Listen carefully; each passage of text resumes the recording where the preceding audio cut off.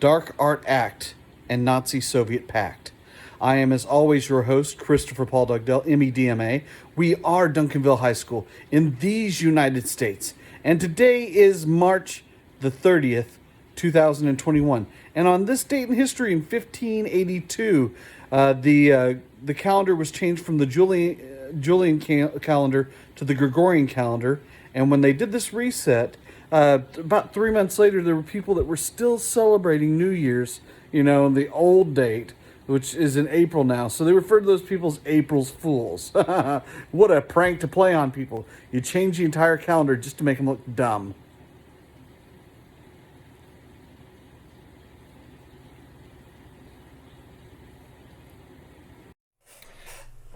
Following the decade of change was how much women changed during this time period too, or were allowed to change. Following World War I, particularly in the United States, women found a new role in society as flappers. They're breaking from traditional values, wearing short-sleeved dresses. Women were really expected to wear clothes that covered all the way to their fingertips, and only their face would be showing in most societies of the world at this time. They would sometimes have short hair, which again was more of an accepted boys' cut of the time, wearing makeup and spending time in dance halls. There were a lot more things to being a flapper for women in the United States, including very short skirts. Marie Stopes wrote Married Love, and she emphasizes sexual pleasure in a marriage. And this is a type of thing that had never really been written about before, and procreation was much more expected than anything else with the physical life between a man and a woman. Theodore Van blah blah blah. Man, I should fix this, but I'm just going to keep going. Theodore Van de Velde wrote Ideal Marriage, Its Physiology and Technique. And he describes the anatomy, birth control techniques, and sexual pleasure. These two books kind of brought in a much different view of what was expected of marriage before this.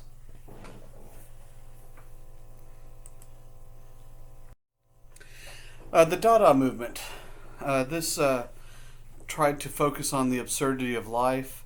It shows art in a whole different way, many ways that seem very strange, as depicted in these images right here. Tristan Tzara was a Romanian French poet who said that acts of life have no beginning or end and that there's no order. Hannah Hoch was the only female member of the Berlin Dada Club, and she used a process called photo montage. And you can see some of the images there, the woman, the eye, the hair, and the feet, and then the using perspective in a strange way on the picture on the left with a really large hand above a full woman's head. Again, much different types of art than had been shown in the past. The Dada dance actually critiqued the new woman and fashion trends of the time. Surrealism. To me, this is one of the cooler things that we get to talk about here. This portrayed the unconscious or subconscious through dreams, fantasies, and nightmares. Salvador Dali, an infamous Spanish artist during the Surreal period, one of his creations, and one of the coolest ones to me, is the persistence of memory. And this shows a very disturbing world with recognizable items and a unrecognizable relationship. The clocks, and instead of being on a flat surface, are much more curved and have much more to do with the type of area that they're sat on. And so, I don't know. Just to me, it's a very interesting piece. If you don't feel the same, well then, I guess we don't agree about art, and that's fine. James Joyce wrote Ulysses, and this captured one day in the life of ordinary people in Dublin, and you get to hear all their inner monologues and inner thoughts. it's a type of literature tool that's used all the time in movies today, where people are kind of narrating their stories, except here you get to hear the narrations of just about everyone involved. It's not the most fun read, but it was kind of dynamic in that no one had done anything like this before.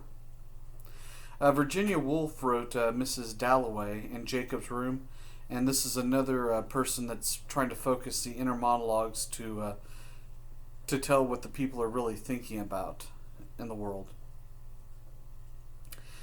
Carl Jung, however, he writes about the collective unconscious and shows that common shared mental forms and images and dreams help create myths, religions, and philosophies. Basically, he was trying to explain how all the myths and philosophies and religions were formed in the first place, and that people kind of helped develop them as a society. And that's why they were, even if there wasn't a lot of truth in them, by forming them with society, people were much more willing to accept them.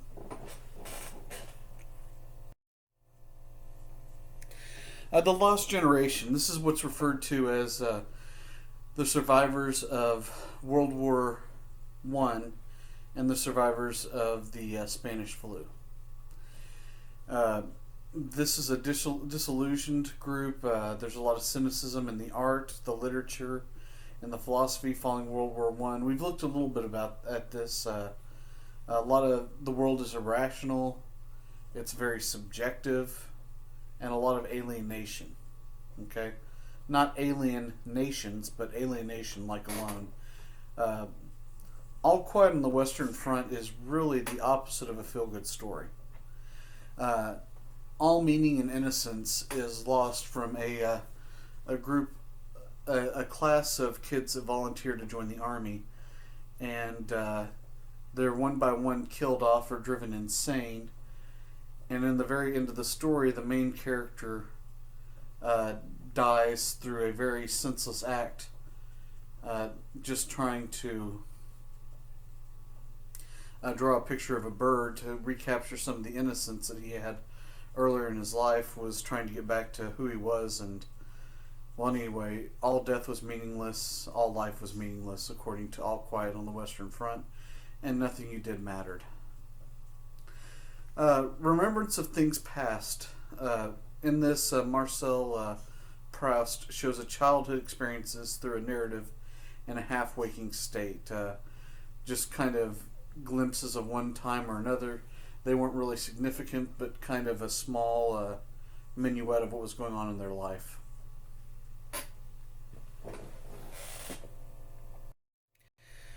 Now we get to a term I don't quite understand: the heroic age of physics. Now they do things in physics that had never been done before, but well, anyway. So physicists had demonstrated the existence of 7 subatomic particles and the foundation for the creation of the atomic bomb. So they've broken a lot of new ground in physics. Heroic age kind of makes it sound strange to me. Ernest Rutherford, pictured to the left there on the top left-hand side, had demonstrated that the atom could be split. Okay. Now, let's talk about the Heisenberg principle, or the uncertainty principle. Werner Heisenberg, in his uncertainty principle, said that uncertainty was the root of all physical laws, and the path of an electron could not be observed because light affected the electron's location. Which means that by trying to look at an electron to study it in its natural state, by introducing light, you change the direction and the flow of electrons. So instead of getting to see the natural state, you get the state of the electrons that have changed as a result of the introduction of light. And that it would be impossible to see an electron in its natural state because once you tried to observe it, it changes the whole path and movement of the electrons in the first place. Really cool and interesting concept. And most other things could be observed, but there were some things that were just past the capabilities, at least now, or at least then, of people. Now, I don't know if they have techniques since then, but anyway. Emperor Hirohito. He was the Japanese emperor of Japan. I don't know why I had to put Japanese and Japan in the same list, but I think you understand that he was in charge of it and had loyalty over all the citizens. Uh, Hideki Tojo, General Hideki Tojo, was the prime minister and the primary military leader, and he really controlled Japan from behind the scenes, or really in front of the scenes. It wasn't until the Japanese surrender that people had ever heard the voice of Hirohito, because Tojo was doing everything. Now, ultimately, he's responsible for anywhere from 8 to 14 million civilian deaths. A lot of those would be of Chinese people. They also did all types of experiments on prisoners of war. At one point, they were developing a death ray which used microwaves, hopefully to fry and kill and vaporize an enemy fleet. They were never able to get close to that, but they thought that was a lot more likely, and so they spent a lot more money and time on these death rays than they did on developing the nuclear bomb, which I'm happy for. Tojo, whenever he was undergoing his trial and eventually his execution, he apologized for all the things that he did before he was executed. Now, the Manchurian Incident. What happened is the Japanese decided to invade and take Manchuria from China. It had a large amount of natural resources and supplies, and Japan was a series of small islands and didn't have all the resources that were already available in Manchuria. And the army was afraid that Chiang Kai-shek would take Manchuria to unify China. Also, the Soviet Union wanted it as well, and they had wanted it going back to the Japanese-Russian War back in 1905. So Japan occupied Manchuria in 1931.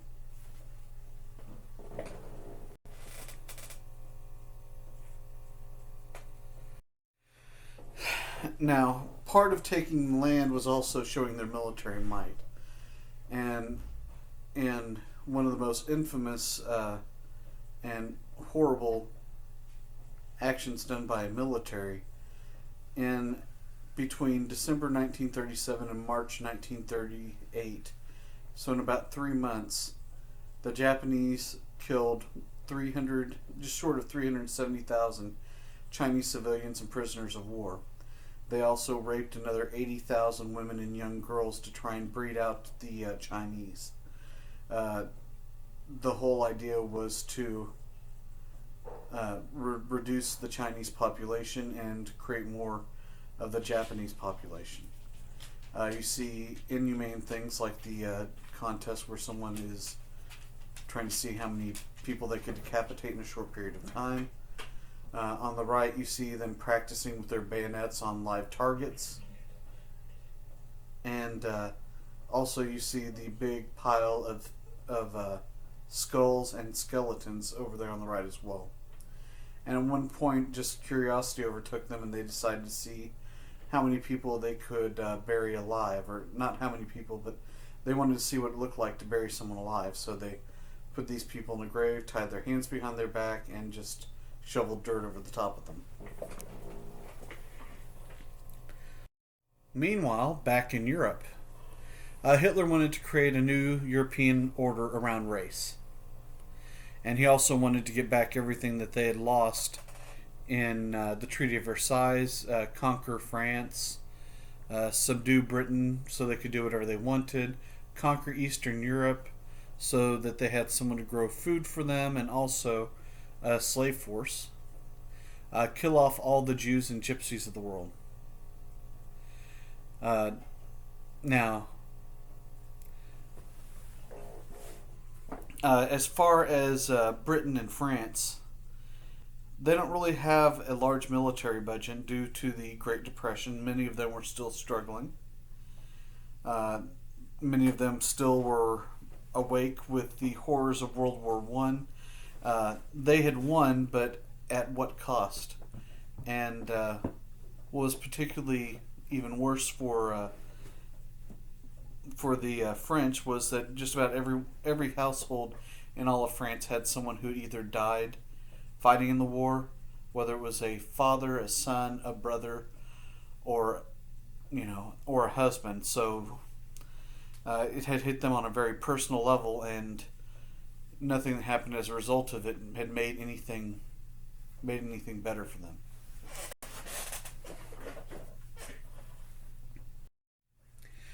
So Italy is the first European country to really test the boundaries, and they attacked Ethiopia. They went in 1935 using tanks and planes to drop bombs against a force on horseback and camelback with tanks not with tanks, horse and camelback with spears and swords. When the League of Nations does nothing as a result of this, Hitler saw just how weak it was and decided he was going to test it. Tojo had some success with the invasion of Manchuria earlier. So at this point, it was just strengthen yourself before you plan all the attacks.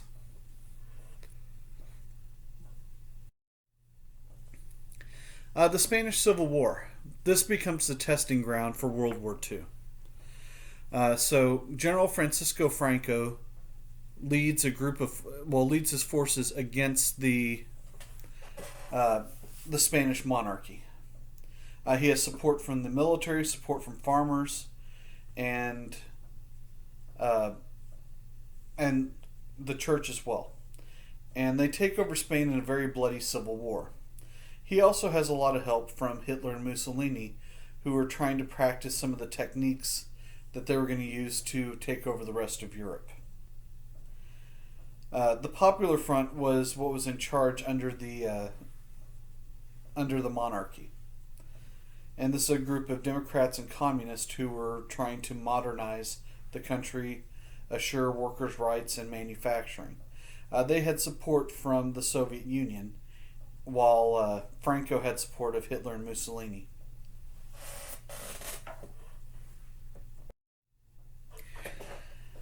So, this German-Italian alliance, again, the thought was if there was a world war that Spain would help both Mussolini and Hitler take over the rest of the world, or whatever parts of the world they wanted to take. Now, Guernica really becomes a testing ground for Hitler. We talked about this quite a bit earlier with Pablo Picasso and his work of Guernica. But they use the Luftwaffe to bomb and decimate the city, kill off large numbers of the population, and they attack not just the military centers of the city, but all of the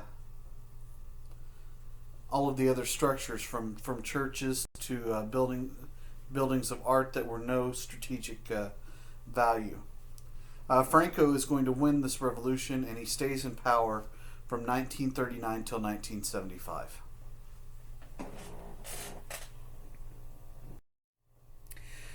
Once Hitler had shown what he could do in Spain, he starts to make movements to commit wars and atrocities. So Hitler withdraws from the League of Nations in 1933. Britain, who sees that Germany is trying to try and improve its economy, has no problem when it wants to rebuild its fleet in 1935. And eventually it'll allow it also to increase the Army and Air Force. So Germany's doing all these things that they said were told that they couldn't do just 16 years earlier in the Treaty of Versailles. Then comes the next moment. Anschluss. Okay? Anschluss is the unification of Germany and Austria. Now, the Treaty of Versailles specifically banned this from happening. But Hitler made this move anyway. Now, Hitler, if you remember, was Austrian by birth, and the Austrians speak German just like the Germans do. Uh, sorry, I'm trying to think. Okay, so he unites with them, and whenever he marches in his troops and his military, he's met in the streets with adoring fans who are okay with this. Uh, so anyway, so now he's united them. So it's a moment of what are Germany and France, what are England and France going to do? So Hitler decides he's going to go a step further. He wants the Sudetenland. Now, this is part of Czechoslovakia where the majority of people are German speaking. He claims that all he's trying to do is unite all the Germans together into one nation. So whenever he comes forward with this claim that he was going to take the Sudetenland, this part of Czechoslovakia, uh, Britain and France use appeasement or give in to avoid war.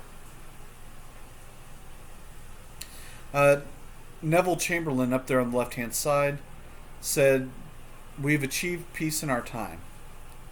Herr Hitler, or Mr. Hitler, is someone we can do business with." Germany, though, would 6 months later send troops in, take the rest of Czechoslovakia. And Chamberlain would step down as a result of this.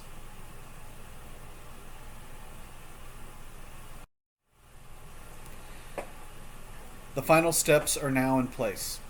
The biggest thing that Hitler wanted to do was make sure that he didn't have to fight a war on two fronts like they did in World War I. And so what he does is he signs off on the Nazi-Soviet non-aggression pact.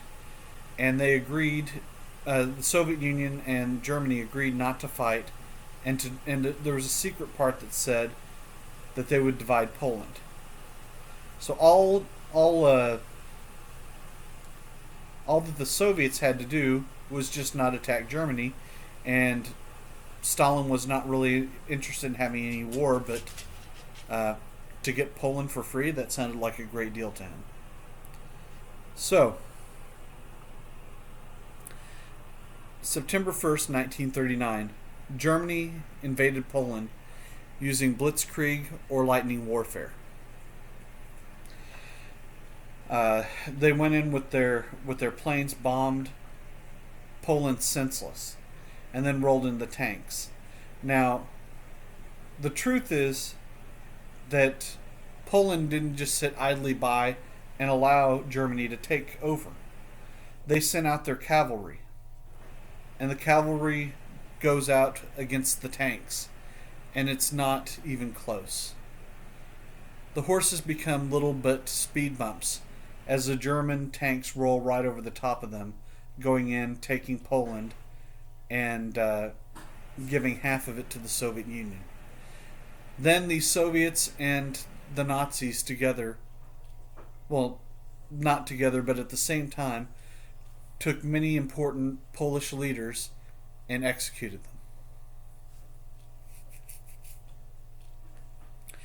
them.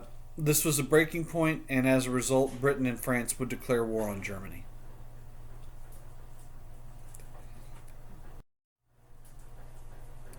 Hitler quickly overruns Denmark, Norway, Holland, and Belgium before Britain and France can do anything to act against them. Sweden signs a non-aggression pact and stays neutral. And for those of you paying attention, we talked about the Franco-Prussian War in 1871, where France sent all their troops over onto the border of France and Germany to stop the German army, and Germany goes through Belgium.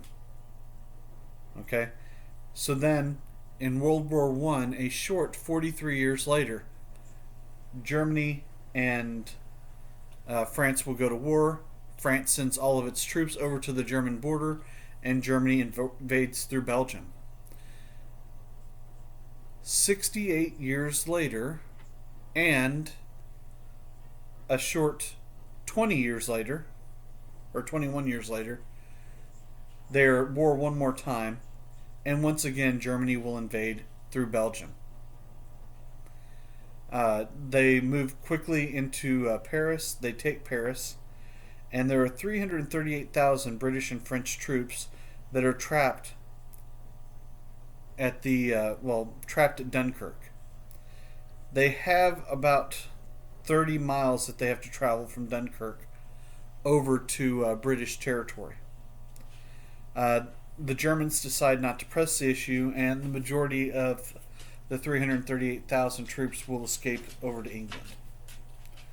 France will surrender, and Germany will install a Vichy France as a puppet government and ignore the South. So France has been taken out in short order. Now, France did have some forces that Germany might have had trouble with had they gone through the French-German border to do that. It was called the Maginot Line, and these were very expensive forts put on the border of Germany and France to keep invading armies out. The problem was the Germans did not. They didn't invade where they were supposed to, and instead they just kind of go around and take all of the forts from the rear where they weren't being protected after they had taken all of France. The Battle of Britain. So Britain was the only thing standing in their way in Western Europe. So the German Air Force, or Luftwaffe, tried to destroy the British Royal Air Force. They hit them hard. They hit all of the airfields, and really had Britain back on its heels. They were planning to invade by taking very large planes and putting in a couple of tanks and flying them over to the other side, along with large number of ground forces. But the Germans got tired of bombing the same targets over and over again, so instead of hitting military targets, they bombed civilian targets to hurt morale. It was in this that the RAF, or British Royal Air Force, Royal Air Force's RAF, the RAF was able to repair their airfields and give their exhausted pilots a rest. They also implemented a new invention called radar, and as a result, Germany would lose because of radar and the Royal Air Force, and this turned the tide of war in Western Europe. Germany no longer tried to capture Britain, and this part of the war was over for them in all intent and purposes. That leads us to the end of today. I hope everyone had a good day.